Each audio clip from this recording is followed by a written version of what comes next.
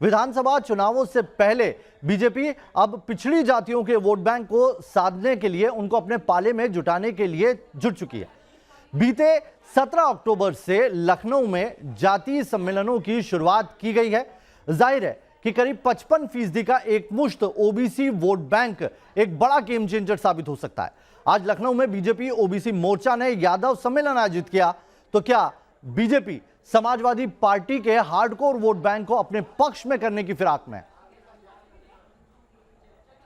वंदे वंदे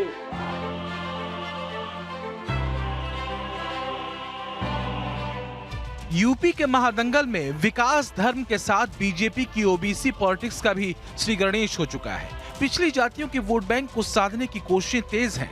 जुगत बस जाति के इस समीकरण को अपने पक्ष में सिद्ध कर लेने की है।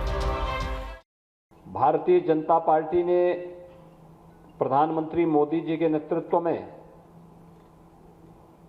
2014 में देश को एक मंत्र दिया था।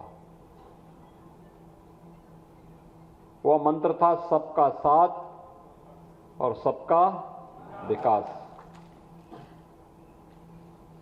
सबका साथ और सबका विकास का यह मंत्र अपने आप में सब कुछ कह देता है।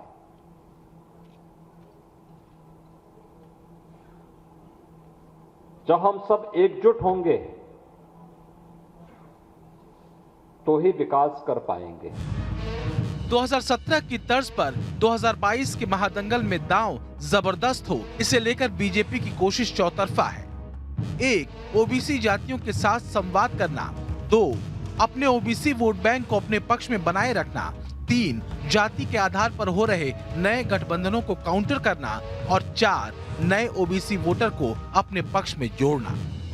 यूपी में ओबीसी समाज में सबसे बड़ी आबादी यादवों की है और इस बार बीजेपी की नजर इस वोट बैंक पर खास तौर से है। कुल ओबीसी वोट बैंक का करीब 20% यादव वोटर्स का हिस्सा समाजवादी पार्टी की तरफ रहा है, लेकिन कुछ आंकड़े और भी हैं जो बीजेपी की आंखों में चमक लाने वाले हैं। मसलन 2014 के लोकसभा चुनाव में बीजेपी को 27% यादवों ने वोट किया था और 2019 में करीब 23% यादव वोट बीजेपी के हिस्से में गिरे थे। और यादव वोट बैंक का यही वोटिंग पैटर्न महादंगल में बीजेपी के हौसले को बुलंद कर रहा है। समाज बीजेपी के साथ सब है, पूरा समाज है आदरणीय मोदी जी को स्वीकार करता है। बीजेपी ने सरकार बनने से पहले जितने सम्मेलन किए थे, पिछड़ों के, दलितों के, नौजवानों के, किसानों के, व्यापारियों के, सबको तो धोखा दिया है। तो अब नए सम्मेलन करके कुछ भी नहीं मिलने वाला है। सरकार 2 महीने की है। 2 महीने में बीजेपी जो चाहे झूठ बोल ले, जुमले बोल ले, वादे कर ले।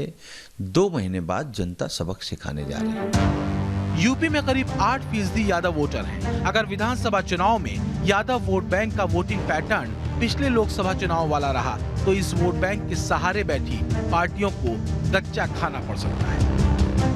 उत्तर प्रदेश के इटावा, एटा, फर्रुखाबाद, मैनपुरी, फिरोजाबाद, कन्नौज, बदायूं, आजमगढ़, फैजाबाद, बलिया, संत कबीर नगर, जौनपुर और कुशीनगर जिले को यादव बहुल माना जाता है, जो इन इलाकों में आने वाली 60 विधानसभा सीटों पर असरदार है। यही वजह है कि बीजेपी का ओबीसी संवाद अब विरोधियों को अखर रहा है।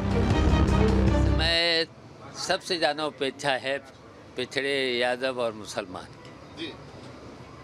तो जब उपेक्षा के शिकार हैं तो फिर यादव भी समझ रहा है, अल्पसंख्यक भी समझ रहा है और जितने भी लोग हैं किसान से लेके सब लोग समझ रहे हैं। सब इनकी पॉलिसी सब समझ चुके हैं। लेकिन हकीकत तो ये है कि अगर बीजेपी छोटे छोटे सेगमेंट्स में ही सही ओबीसी राजनीति का दावा करने वाली पार्टियों के वोट बैंक को अपने पक्ष में मोड़ लेने में कामयाब होती है तो महादंगल से उसके लिए मंगल की खबर आ सकती है। Team news nation.